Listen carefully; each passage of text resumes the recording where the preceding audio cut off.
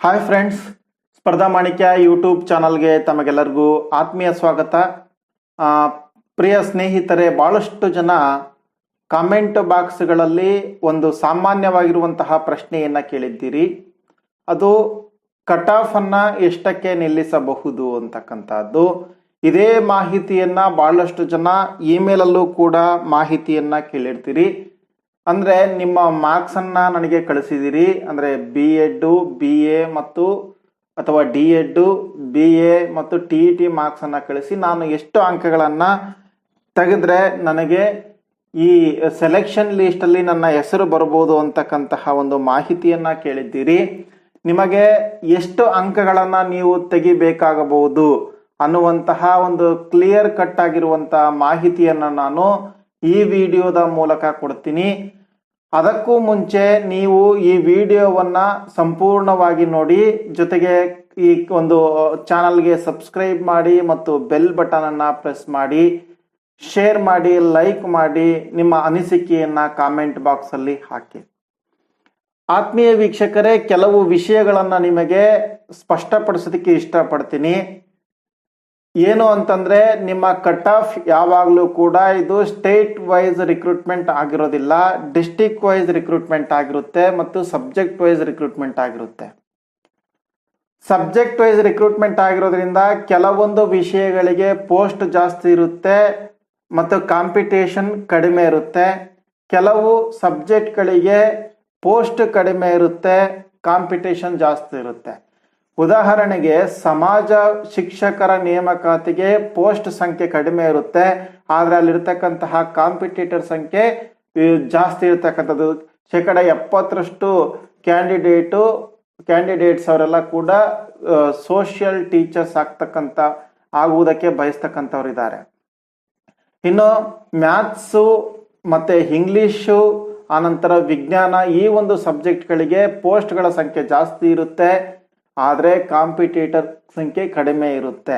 ಅಂದರೆ ಸಮಾಜ ಶಿಕ್ಷಕರಿಗೆ ಹೋಲಿಸಿಕೊಂಡ್ರೆ ಈ ಉಳಿದಿರ್ತಕ್ಕಂಥ 2 ಶಿಕ್ಷಕರಿಗೆ ಕಾಂಪಿಟೇಟರ್ ಕಡಿಮೆ ಇರ್ತಾರೆ. ಆದರೂ ಕೂಡ ನೀವು ಪ್ರಯತ್ನವನ್ನು ಪಡಲೇಬೇಕು. ಇಲ್ಲಿ ಒಂದು ವಿಷಯವನ್ನ ನೀವು ಅರ್ಥ ಮಾಡ್ಕೋಬೇಕಾಗುತ್ತೆ. ಎರಡನೇದಾಗಿ, ಡಿಸ್ಟಿಕ್ ವೈಸ್ ಆಗಿರೋದ್ರಿಂದ ಕೆಲವೊಂದು ಡಿಸ್ಟಿಕ್ಗಳಲ್ಲಿ ಪೋಸ್ಟ್ ಜಾಸ್ತಿ ಇರುತ್ತೆ, ಕೆಲವೊಂದು ಡಿಸ್ಟಿಕ್ ಅಲ್ಲಿ ಪೋಸ್ಟ್ ಕಡಿಮೆ ಇರುತ್ತೆ. ಕೆಲವು ಡಿಸ್ಟಿಕ್ಗಳಲ್ಲಿ ನಿಮ್ಮ ಕೆಟಗರಿಗೆ ಅಥವಾ ನೀವು ಕ್ಲೈಮ್ ಮಾಡಿರ್ತಕ್ಕಂತಹ ಯಾವುದೇ ಮೀಸಲಾತಿಗೆ ಪೋಸ್ಟ್ ಇಲ್ಲದೆ ಇರಬಹುದು. ಹಾಗಾಗಿ ಬಹಳಷ್ಟು ಜನ ಪ್ರಶ್ನೆಗಳನ್ನ ಕೇಳಿದ್ರಿ, ಯಾವ ಡಿಸ್ಟಿಕ್ ನನಗೆ ಸೂಕ್ತ ಅಂತೇಳಿ. ಆ ಸೂಕ್ತ ಯಾವ ಡಿಸ್ಟಿಕ್ ಅಂತೇಳಿ ನೀವೇ ನಿರ್ಧರಿಸ್ಕೋಬೇಕಾಗುತ್ತೆ. ಯಾಕೆ ಅಂತಂದ್ರೆ, ನಿಮ್ಮ ಕೆಟಗಿರಿ, ನಿಮ್ಮ ಕನ್ನಡ ಮೀಡಿಯಂ ಇರಲಿ, ರೂರಲ್ ಇರಲಿ, ಅಥವಾ PDP ಇರಲಿ, ಅಥವಾ ಫಿಸಿಕಲ್ ಡಿಸಬಿಲಿಟಿ ಕ್ಯಾಂಡಿಡೇಟ್ ಇರಲಿ, ಆ ಕ್ಯಾಂಡಿಡೇಟ್ಗೆ ಯಾವ ಡಿಸ್ಟಿಕ್ಕಲ್ಲಿ ತಮ್ಮ ಸಬ್ಜೆಕ್ಟ್ನ ಒಳಗೆ ಸೀಟ್ ಇದೆಯೋ ಇಲ್ವೋ ಅಂತೇಳಿ ನೀವು 30 ಜಿಲ್ಲೆಗಳ ನೋಟಿಫಿಕೇಶನ್ ವೆಬ್ಸೈಟ್ನಲ್ಲಿ ಸಿಗುತ್ತೆ. ಅಲ್ಲಿ ನೀವು ಡೌನ್ಲೋಡ್ ಮಾಡಿಕೊಂಡು ಅದನ್ನು ವೀಕ್ಷಣೆ ಮಾಡಬಹುದು. ಇದು ಒಂದು ಪಾರ್ಟ್ ಆಯಿತು. ಅದಾದ ನಂತರ, ಇದು ಎಕ್ಸಾಮ್ಗಿಂತ ಬಿಫೋರ್ ನೀವು ನಿರ್ಧರಿಸಬೇಕಾಗಿರ್ತಕ್ಕಂತಹ ಒಂದು ಅಂಶ ಆಗಿರುತ್ತೆ. ಆದರೆ ಕೇವಲ ನಿಮ್ಮ ವಿಷಯಗಳು ಅಥವಾ ನೀವು ಹಾಕಿರ್ತಕ್ಕಂಥ ಡಿಸ್ಟಿಕ್ ಮಾತ್ರ ನಿಮ್ಮ ಕಟ್ ಆಫ್ ಅನ್ನ ನಿರ್ಧರಿಸೋದಿಲ್ಲ. ಜೊತೆಗೆ ಎಕ್ಸಾಮ್ ನಡೆದ ನಂತರ ಆ ಪತ್ರಿಕೆ ಎಷ್ಟು ಟಫ್ ಇರುತ್ತೆ, ಎಷ್ಟು ಈಸಿ ಇರುತ್ತೆ ಅನ್ನೋದ್ರ ಮೇಲೆ ಡಿಸೈಡ್ ಆಗಿರುತ್ತೆ. ಉದಾಹರಣೆಗೆ, ಪತ್ರಿಕೆ 3ರಲ್ಲಿ ಕನಿಷ್ಠ 60% ಅಂಕಗಳನ್ನ ಪಡಿಲೇಬೇಕು ಅಂತ ಇದೆ. ಪತ್ರಿಕೆ 2ರಲ್ಲಿ ಕನಿಷ್ಠ 50 ಅಂಕಗಳನ್ನ ಪಡೆದುಕೊಳ್ಳಲೇಬೇಕು ಅಂತಕ್ಕಂತಹ ಒಂದು ನಿಯಮ ಇದೆ.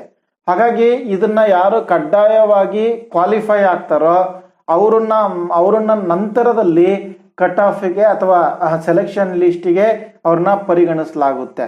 ಒಂದ್ ವೇಳೆ ನಿಮ್ದು ಹೈಯೆಸ್ಟ್ ಮಾರ್ಕ್ಸ್ ಫಸ್ಟ್ ಪೇಪರ್ ಬಂತು, ಸೆಕೆಂಡ್ ಪೇಪರಲ್ಲೂ ಕೂಡ ಹೈಯೆಸ್ಟ್ ಬಂತು, ಆದರೆ ಥರ್ಡ್ ಪೇಪರಲ್ಲಿ 60%ಗಿಂತ ಕಡಿಮೆ ಅಂಕಗಳನ್ನ ಬಂದ್ರೆ, ನೀವು ಒಂದ್ ವೇಳೆ ನಿಮ್ಮ ಮೆರಿಟ್ ನೀವು ಕ್ಯಾಲ್ಕುಲೇಟ್ ಮಾಡ್ದಂಗೆ ನಿಮ್ದು ಕಟ್ ಆಫ್ಗಿಂತ ಜಾಸ್ತಿ ಇದ್ರೂ ಕೂಡ ನಿಮ್ಮನ್ನ ಸೆಲೆಕ್ಷನ್ ಲಿಸ್ಟಿಗೆ ಪರಿಗಣಿಸಿಲ್ಲ. ಬಿಕಾಸ್ ಥರ್ಡ್ ಪೇಪರ್ 60ಕ್ಕಿಂತ ಹೆಚ್ಚು ಅಂಕಗಳನ್ನ ಪಡೆದುಕೊಳ್ಳಲೇಬೇಕು ಅಂತಕ್ಕಂಥದ್ದು. ಹಾಗಾಗಿ ಈ ಪತ್ರಿಕೆ ಹೇಗೆ ಆ ಪತ್ರಿಕೆ ಅವರು ಫ್ರೇಮ್ ಮಾಡಿರ್ತಾರೆ ಅನ್ನುವಂಥದ್ದು ಅದರ ಮೇಲೆ, ಅದನ್ನ ಎಷ್ಟು ಜನ ಎಷ್ಟು ಅಂಕಗಳನ್ನು ಪಡಿಬಹುದು ಅನ್ನುವಂತಹ ಒಂದು ನಿರ್ಧಾರದ ಮೇಲೆ ನಿಮ್ಮ ಒಂದು ಕಟ್ ಆಫ್ ಅನ್ನ ನಿರ್ಧಾರ ಮಾಡಲಾಗ್ತದೆ. ಸೊ ಹಾಗಾಗಿ ಈ 3 ವಿಷಯಗಳನ್ನ ನೀವು ಫಸ್ಟ್ ಮನದಟ್ಟು ಮಾಡ್ಕೋಬೇಕಾಗುತ್ತೆ. ಜೊತೆಗೆ 65% ನಿಮ್ಮ ಬಿ ಎಡ್ ಅಥವಾ ಡಿ.ಎಡ್ ಅಥವಾ BA ಮತ್ತು TET ಅಂಕಗಳಿಂದ ಪಡ್ಕೊಂಡಿರ್ತಕ್ಕಂಥ ಪರ್ಸೆಂಟೇಜ್ ಆಗಿರುತ್ತೆ. B.Ed ಅಥವಾ D.Ed ಇಂದ 25% ಇರುತ್ತೆ, BA ಇಂದ 25% ಇರುತ್ತೆ, TET ಇಂದ 15% ಇರುತ್ತೆ. ಹಾಗಾಗಿ 65% ನಿಮ್ದು ಆಲ್ರೆಡಿ ನಿಮ್ಮ ಮಾರ್ಕ್ಸ್ ನಿಮಗೆ ಗೊತ್ತಾಗೋಗಿರುತ್ತೆ. ಇನ್ ರಿಮೈನಿಂಗ್ 35% ಏನಿದೆಯಲ್ಲ ಅದು ಮಾತ್ರ ನೀವು ತಿಳ್ಕೊಬೇಕಾಗುತ್ತೆ. ಸೊ ಆ ಮಾಹಿತಿಗಳನ್ನ ನೀವು ಕಲೆ ಹಾಕಬೇಕು ಅಂದ್ರೆ ಅದು ಎಕ್ಸಾಮ್ ನಂತರನೇ ಗೊತ್ತಾಗ್ತಕ್ಕಂಥದ್ದು. ಆದ್ರೆ ಒಂದು ವಿಷಯವನ್ನ ತಿಳ್ಕೊಳ್ಳಿ, ನೀವು ಯಾವಾಗಲೂ ಕೂಡ 75% ಎಲ್ಲವನ್ನ ಸೇರಿ 75% ಅನ್ನ ದಾಟಿದ್ರೆ ನೀವು ಒಂದು ಸೇಫ್ ಝೋನ್ ಅಲ್ಲಿ ಇದ್ದೀರಿ. ಬಟ್ ಒಂದು ವಿಷಯ ಹೇಳ್ತೀನಿ, again it will be decision on the basis of question paper, on the basis of the total number of applied in the respective subject. ಇವೆಲ್ಲದರ ಆಧಾರದ ಮೇಲೆ ನಿಮ್ಮ ಕಟ್ ಆಫ್ ನಿರ್ಧರಿಸಲಾಗುತ್ತೆ.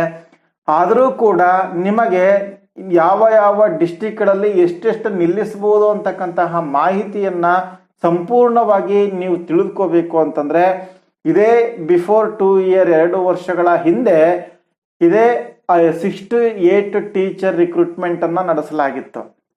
ಆ ನಡೆಸಲಾದಂತಹ ಸಂದರ್ಭದಲ್ಲಿ ಆಗ ಎಷ್ಟು ಕಟ್ ಆಫ್ ನಿಲ್ಸಿದ್ರೋ ಆದ್ರೂ ಆಜು ಬಾಜು ಕಟ್ ಆಫ್ ಇರುತ್ತೆ. ಸಾಮಾನ್ಯವಾಗಿ +or -1 or 2% ಮಾತ್ರ ವೇರಿಯೇಷನ್ ಆಗುತ್ತೆ.